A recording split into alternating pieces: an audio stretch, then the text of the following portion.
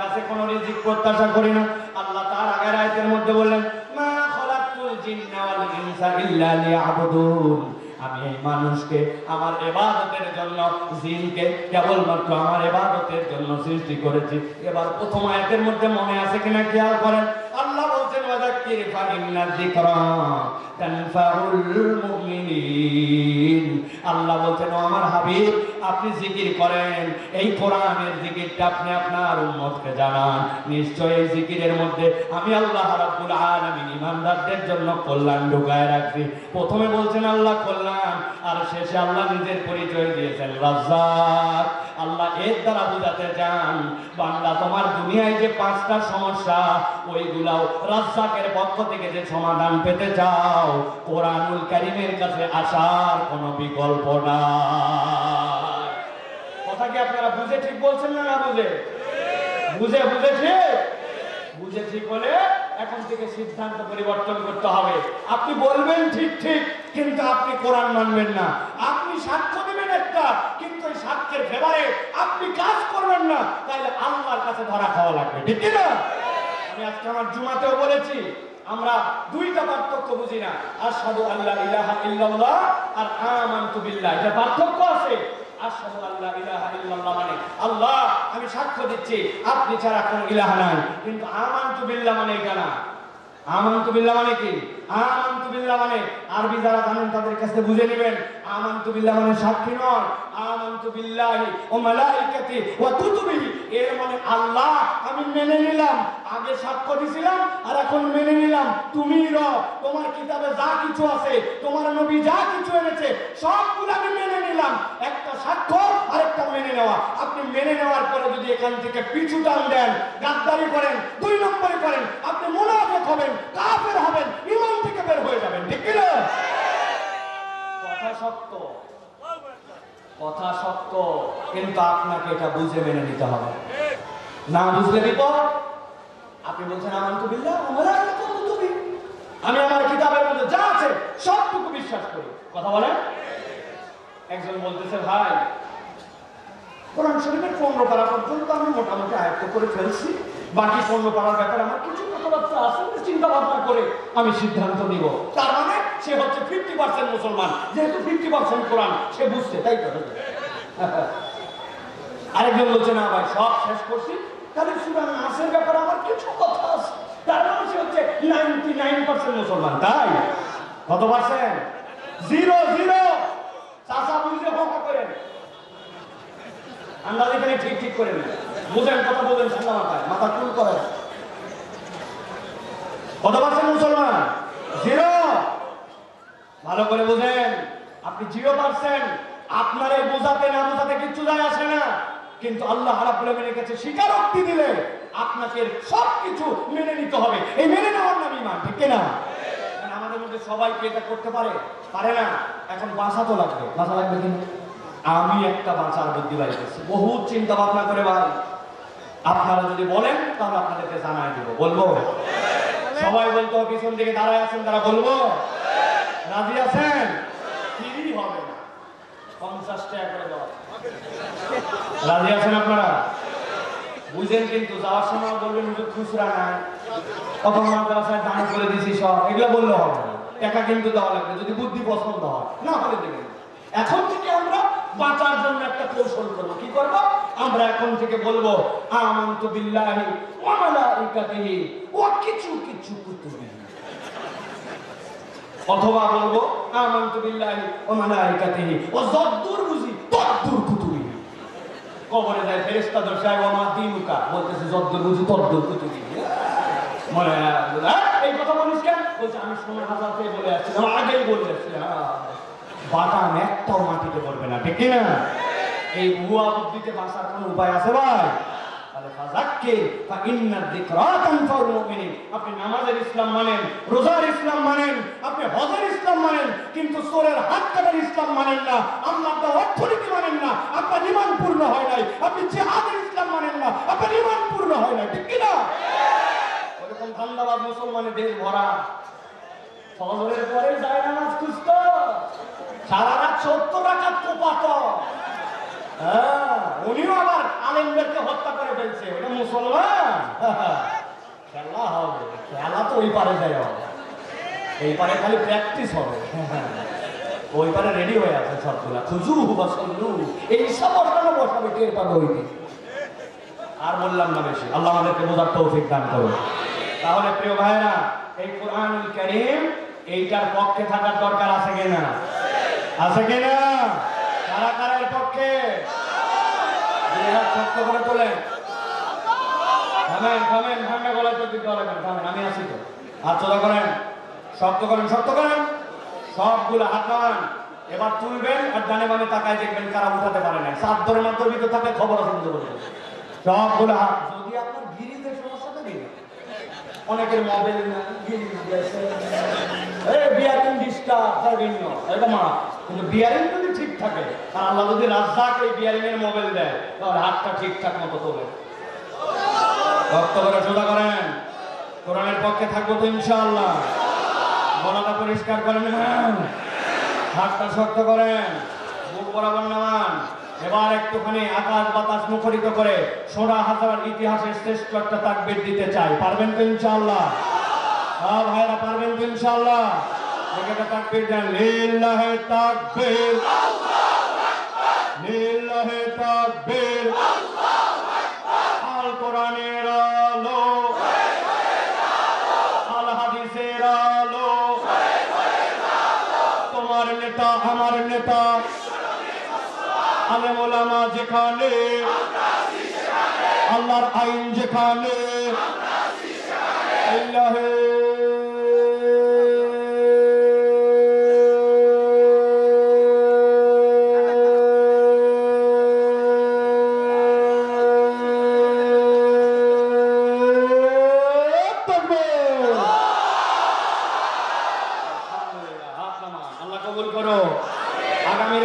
ইসলামের বাংলাদেশ, আগামীর বাংলাদেশ আল্লাহর লোকের পক্ষের বাংলাদেশ, আগামীর বাংলাদেশ ইন্ডিয়াকে থাপ্পড় লাগানোর বাংলাদেশ, আগামীর বাংলাদেশ তরুণদের বাংলাদেশ, বৈষম্যহীন বাংলাদেশ। ওই বাংলাদেশে আল্লাহু আকবারের পক্ষে যারা, তাদের পক্ষে আমরা, ঠিক কিনা? ঠিক বলা লাগবে না। 50 বছর আপনাদেরকে দেখছি আন্দাজি ঠিক, পরে এক কাপ চা আর এক বিড়ির কাছে ইমান দিচ্ছি, আপনাদের ঠিক নিব না। আল্লাহ আপনাদেরকে পছন্দ করে না, রাগ করলেন না? ওই হুজুর এত বললাম না, হ্যাঁ মানুষ বেশি মুখ করা হয়ে গেছে না। ভাই, আমার মুখ করা হয় না। আল্লাহ বলছে জান্নাতে যাওয়ার পরে সকল মুরব্বীকে তরুণ বানানো হবে। আল্লাহ যদি মুরব্বীদেরকে অতই ভালোবাসতো, তাহলে বলতো যেই মরুক তার বুড়া বানানো, আল্লাহ তরুণ বানাবে, ঠিক কিনা? আমাদের মুরব্বীরাও আমাদের মাথার তার, আল্লাহ তাদের হায়াত দারাজ করুক, আল্লাহ তাদেরকে যে আরো আমাদের মাঝে দীর্ঘ সময় রাখো, আল্লাহ তাদের রোগ বালাই দূর করে দেয়।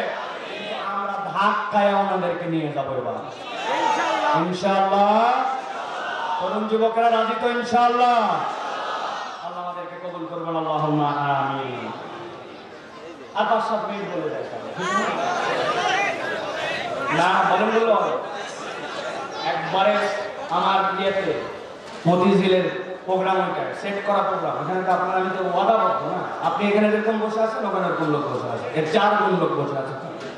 চলেন আমি আপনাদের কাছে একটা ফাইনাল বার্তা দিতে চাই। এই বার্তা দিয়ে আমি ইনশাআল্লাহ আমার কথা শেষ করে ফেলবো, গুছাই ফেলবো ইনশাআল্লাহ। সেটি হচ্ছে, প্রিয় ভাইরা, আমরা তো আল্লাহ রাব্বুল আলামিনের জান্নাত প্রত্যাশী, আমরা জান্নাতে যেতে চাই, ঠিক কি না?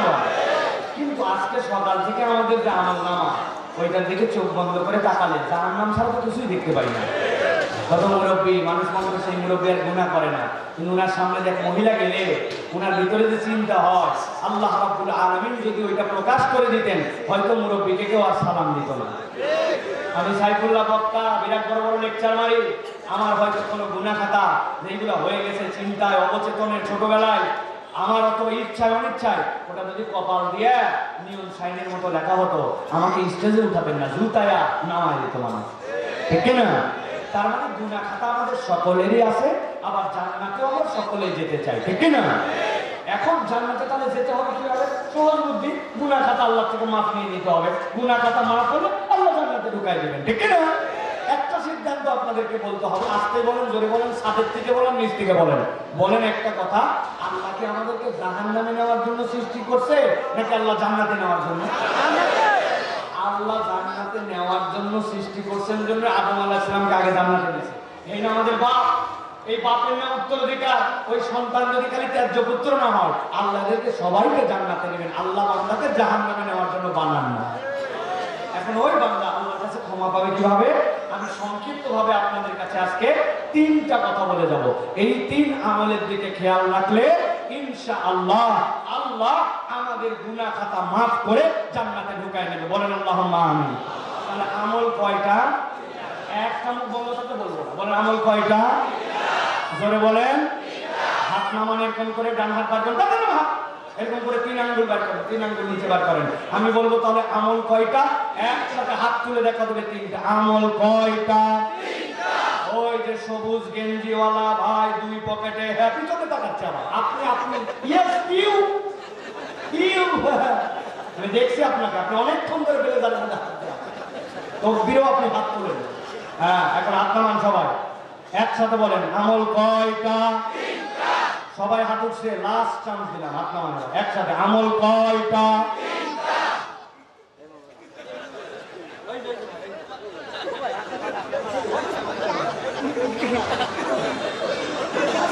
অংশগ্রহণ করি না। হ্যাঁ, ঠিক আছে, ধন্যবাদ। রাগ করেন না। অনেকে চিন্তা করছে হুজুর এরকম করতেছে কেন? এইগুলা কথা আমাদের মনে থাকে না, এই কথাটা যেন আমাদের বাড়িতে যায়, এই জন্য। চলেন তাহলে আমরা এই 3টা কথা শুনবো, আমি চলে যাবো ইনশাআল্লাহ। রাজি তো ইনশাআল্লাহ? খালি শুনবো না, বলেন ইনশাআল্লাহ আমরা আমলও করব। 1 নম্বরে আল্লাহ রাব্বুল আলামিন বলছেন, বান্দা যদি আল্লাহর কাছ থেকে ক্ষমা পেতে চায়, 1 নম্বরে বান্দার জীবনে ঈমান আর নেক আমল লাগবে। আল্লাহ কোরআনে বলছেন, ওয়া'দাল্লাহুল লাযীনা আমানু ওয়া আমিলুস সালিহাতি মিনহুম মাগফিরাতান ওয়া আজরান আযীমা।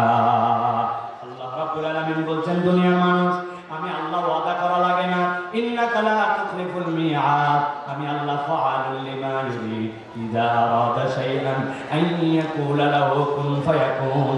এই হুকুমের মালিক আমি যে আল্লাহ, ওই আল্লাহ আমি আমার বান্দার জন্য, বোঝার জন্য বলছে, ওয়াদাল্লাহু, আমি রব্বুল আলামিন তোমাদের কাছে ওয়াদা করতেছি।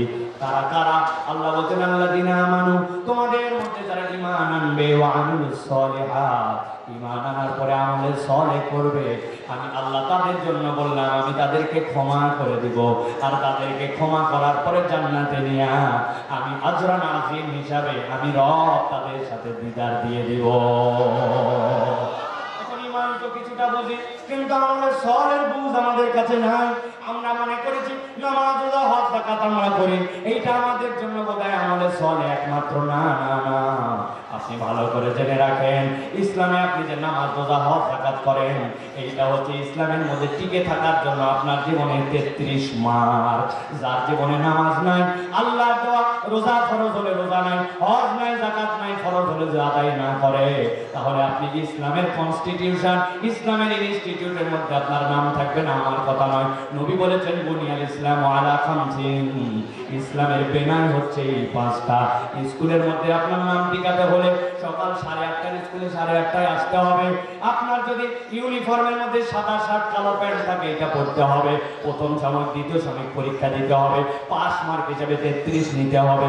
এইটা না থাকলে আপনার জীবনে পাস মার্ক নাই, আপনার জীবনে স্কুলের নাম থাকবে না।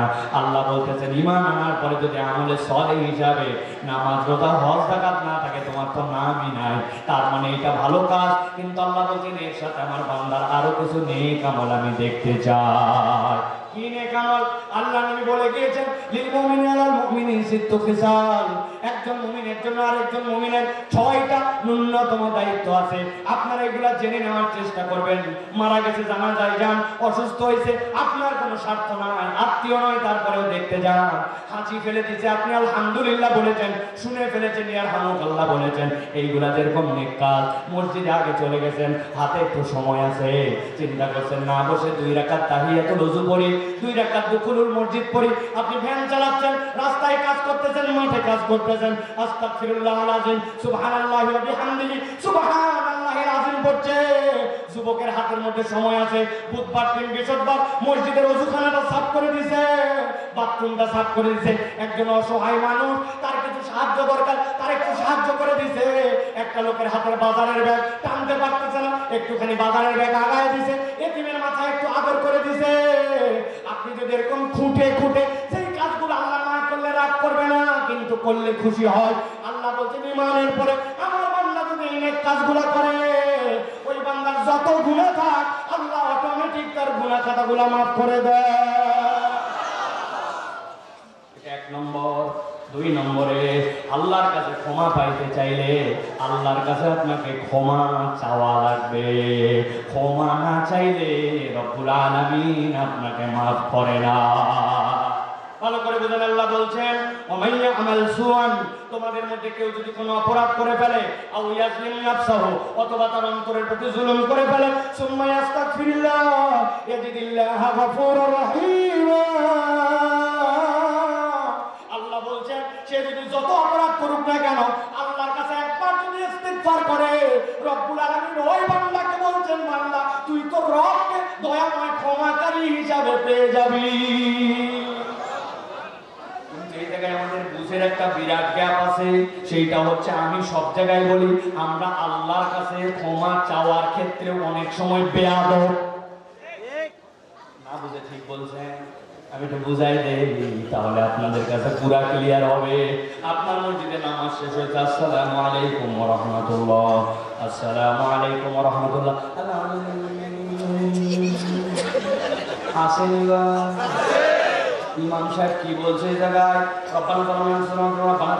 এইগুলোর জন্য কি ইমাম সাহেব তাওয়াটা যাতে বলছে, আমি যখন নিজে তখন আরো বড় বেজা, হাত তুলতে দেরি, সুমা দিতে দেরি নাই। কথা বলেন আসেনি বা কি বলছেন আপনি? রব্বানা যালামনা আনফুসানা ওয়া ইল্লাম তাগফির লানা ওয়া তারহামনা লানাকুনান্না মিনাল খাসিরিন। তুমি ক্ষমা না করলে শেষ হয়ে যাব। রব্বানা আতিনা ফিদ দুনিয়া হাসানা ওয়া ফিল আখিরাতি হাসানা, এই কথাটাই আপনি এমন বেয়াদবের মতো বলছেন। আল্লাহ আপনার কাছে এই ক্ষমা চাওয়াটাও যেন আরেকটা আমার বেয়াদবি অপরাধ, ঠিক কি না? ভালো করে বুঝে বলেন। আপনার এলাকায় একটা বুড়া মানুষ, বয়স হয়ে গেছে ৭০, ওই লোক এলাকার ইউনিয়ন পরিষদে যাচ্ছে। কেন যাচ্ছে? লোকজন বলতেছে বাবা আর কাজ করতে পারে না, ওনার একটা বয়স্ক ভাতার সার্টিফিকেট লাগবে। চেয়ারম্যানের কাছে ঢুকেন না, চেয়ারম্যান ঘরে লোক আছে বাড়া বসছে। এবার বলছে যান এবার সরকার আপনার সিরিয়াল।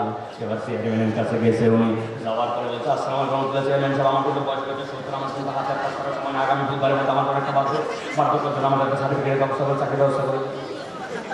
বলছে কে রে, এটাকে ধর ধর ধর করে ধর তো। কি বললো এটা, কি বললাম? কথা বলেন। চেয়ারম্যান বাদ দিলাম, আপনার ছেলের এটা চাকরি দরকার। এমপি সাহেবের কাছে আপনি গেছেন, যাওয়ার পরে এমপি সাহেবের সিরিয়ালের ভিতরে গেছেন, যারা বলছেন এমপি সাহেব আসলে আমার ছেলে কিন্তু চাকরি দরকার, আমার ভালো থাকবে, সেটা তোর চাকরি দরকার, তুমি কিন্তু আমার মেয়ের ছেলে চাকরি ব্যবস্থা করবে। কথা বলেন। কি বললেন? কি পাইছি আমার কি তোর দাম দিতে মন চায় না, কি আদবের খেলা। কথা বলেন। এত দূর বাদ দিলাম।